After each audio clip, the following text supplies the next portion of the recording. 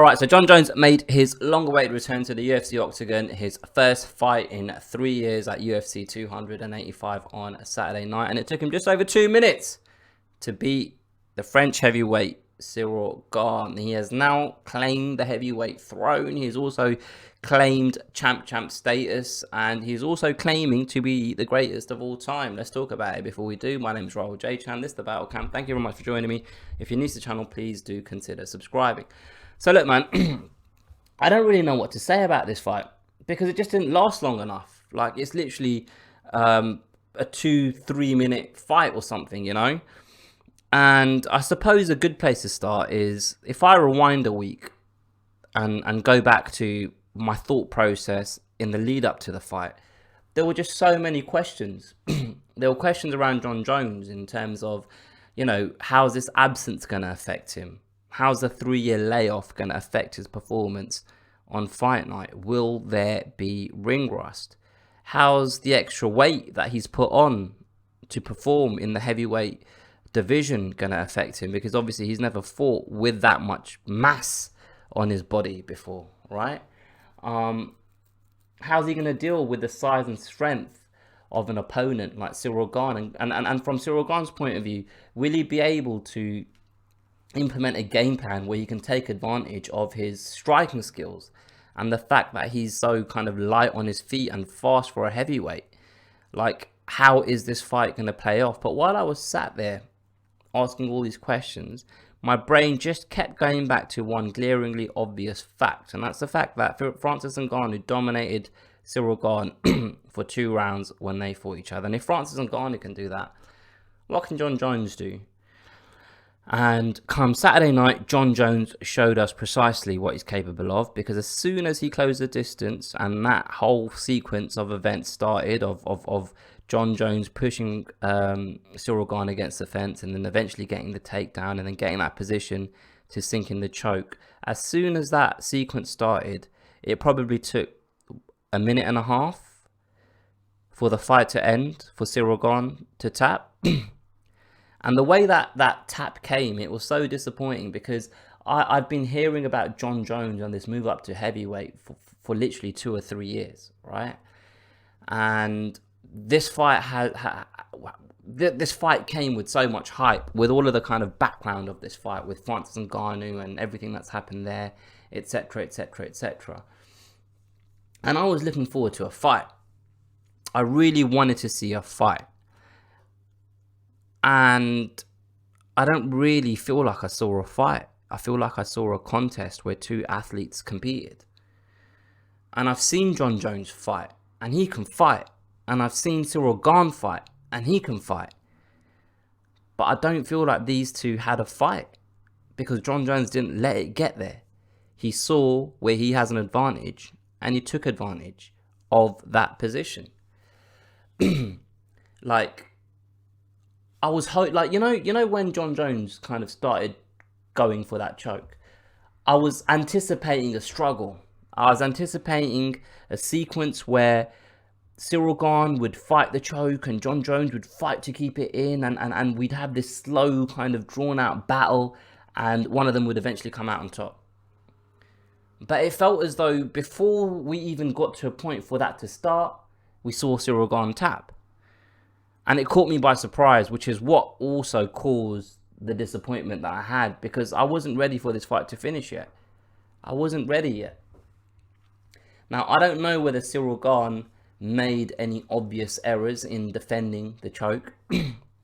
I'd be interested to see more analysis about that this week and see if he'd done something obviously wrong that he could have done better to avoid being choked out as quickly as he was. But I mean, it was disappointing. And I suppose that just goes to show how good or great Jon Jones is how easy he made it look. It's like he didn't even break a sweat. His heart rate probably went up more after the fight was over, when he started dancing in the octagon. Think about it. Like, I still feel like something's missing, right? even though John Jones won that fight in such a dominating way. Like, like I said, I think the best way, I've put it the best way I can. I was looking forward to a fight, and what I saw was a contest.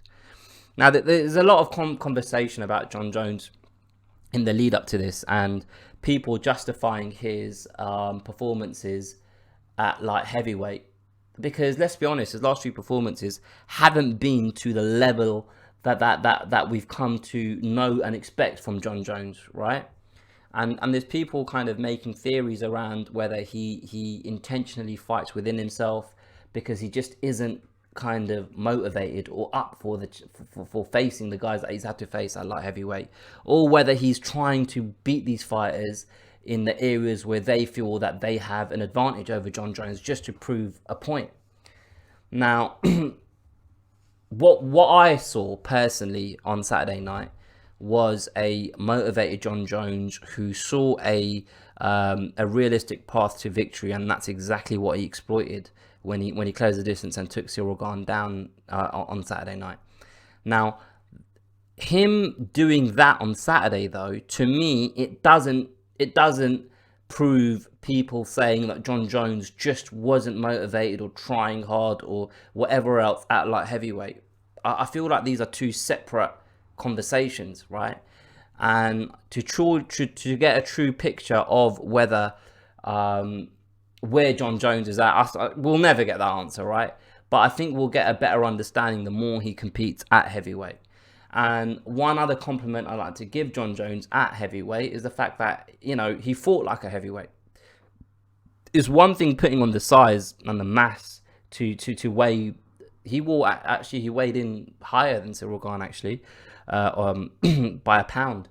But it's one thing putting on the size, but it's different to compete like someone that is a natural heavyweight. Does that make sense? Like, we see fighters put on size and compete a weight class above, but that doesn't make them that weight class. Nate Diaz competing at welterweight, Conor McGregor competing at welterweight. We've seen people move up, put on size, and they just don't look like they're at the optimum.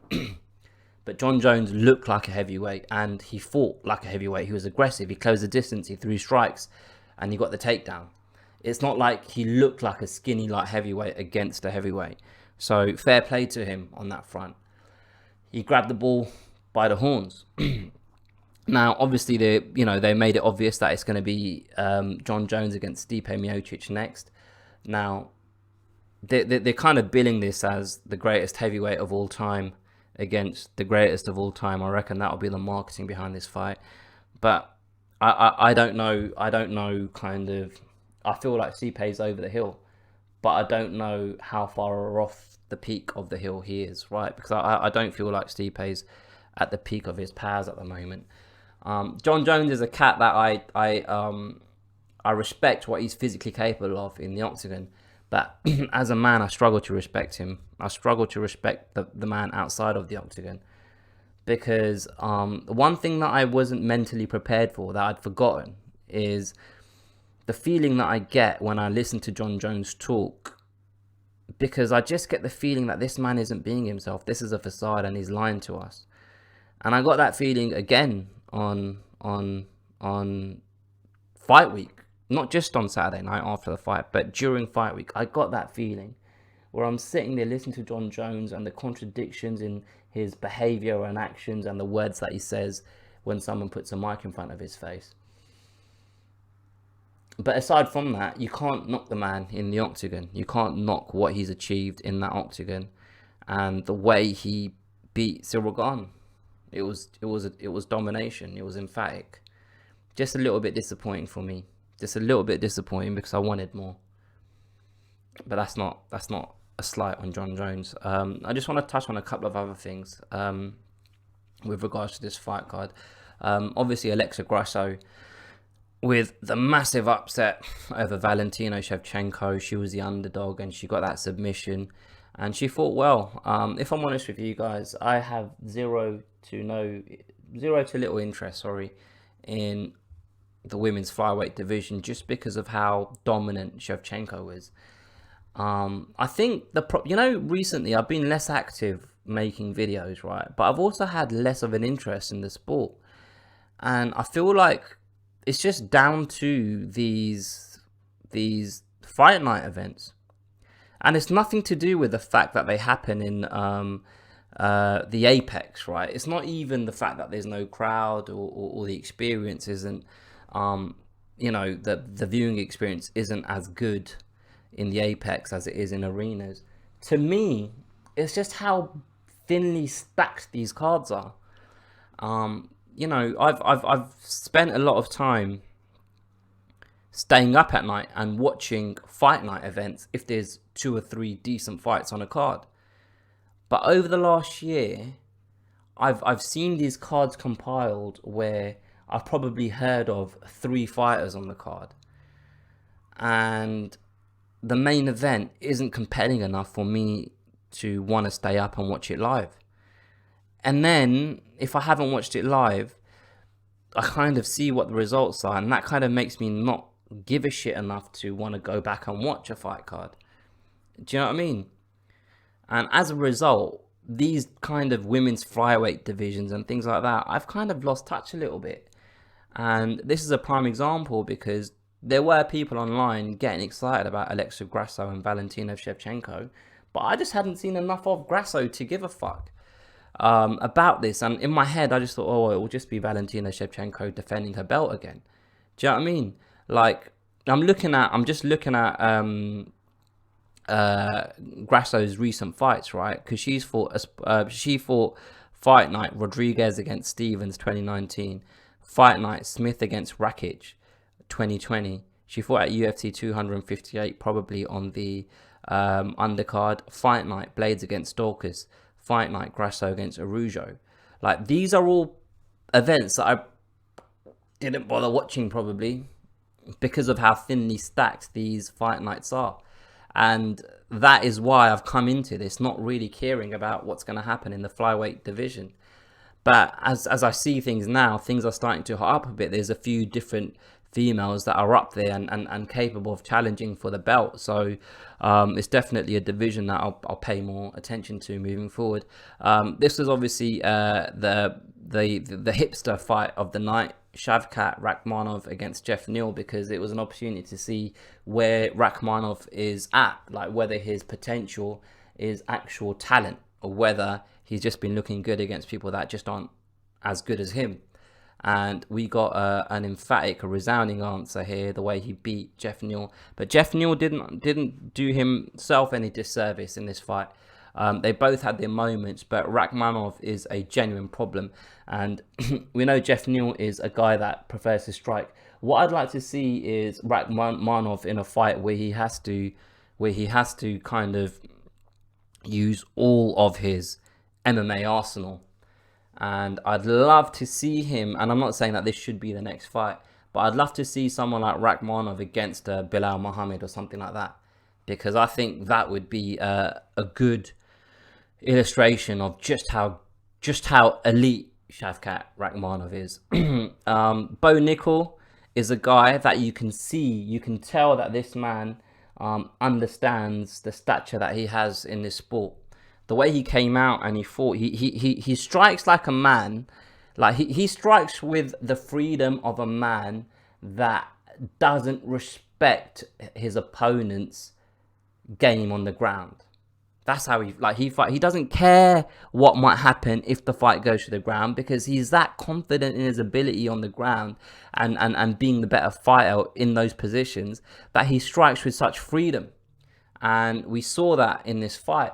But he was a bit wild in this fight as well, right? So, watching Bo Nickel fight, and I'm not saying from a technical standpoint, but it kind of, it reminded me of, oh shit, have I forgotten his name?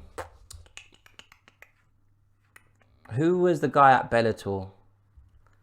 Aaron Pico. It reminded me of Aaron Pico, because Aaron Pico came in striking wild, and he got himself knocked out a couple of times. Now, I'm not saying that that's going to happen to Bo Nickel, but Bo Nickel needs to not be so wild, because when he fights somebody that is better on the feet, like, he's going to leave himself exposed. And he might find out the hard way. He might find out the hard way. Let's just put it like that.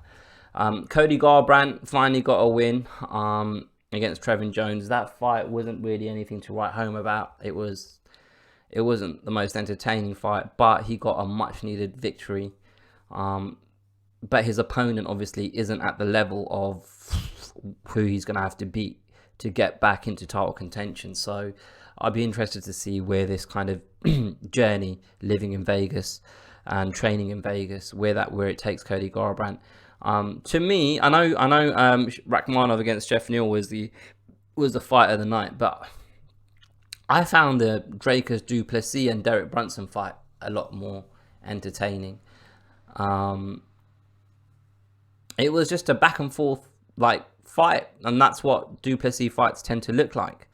And he managed to get that win, and he's confident. He's a confident chap, you know. I mean, I'm not as confident in his ability as he is, but who am I? And as long as he's confident, no, that's fair play to him. But I just can't see how du Plessis is gonna challenge for the middleweight title with the skill set he has. I genuinely expected Derek Brunson to beat him going into this fight, and I'm surprised that he didn't, to be honest. But fair play to du Plessis. And finally, last but not least, I haven't even seen this fight because it was on the early prelims. I have UFC Fight Pass. You know what? I might watch it now.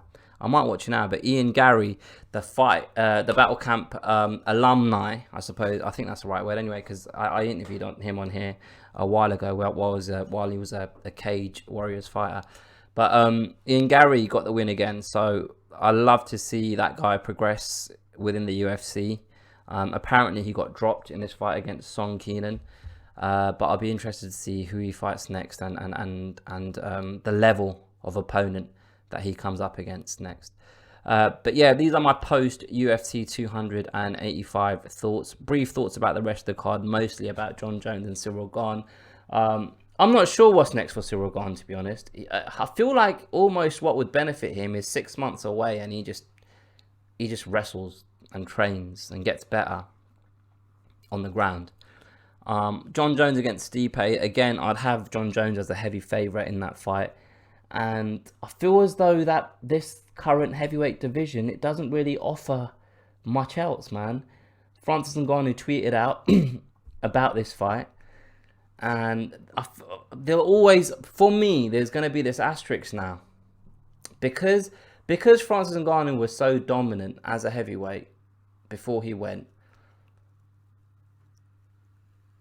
for the immediate future anyway, there's going to be an asterisk over Jon Jones's name. But if he goes and defends that belt 3, 4, 5 times, then enough time will subside for people to forget about Francis Ngannou. But yeah, impressive, but disappointing at the same time is my takeaway from UFC 285. Impressive performance, but disappointing fight in terms of the lack of competition that Ciryl Gane was able to provide, the lack of resistance, la resistance. Yeah, that's it. I should really just end this video now, so I will. But yeah, feel free to comment below what you guys thought about UFC 285. Let me know what you guys think about the thoughts that I've shared in this video. Feel free to share your own thoughts, your own unique ideas, and I'll respond to them in the comments. I'll catch you guys on the next one.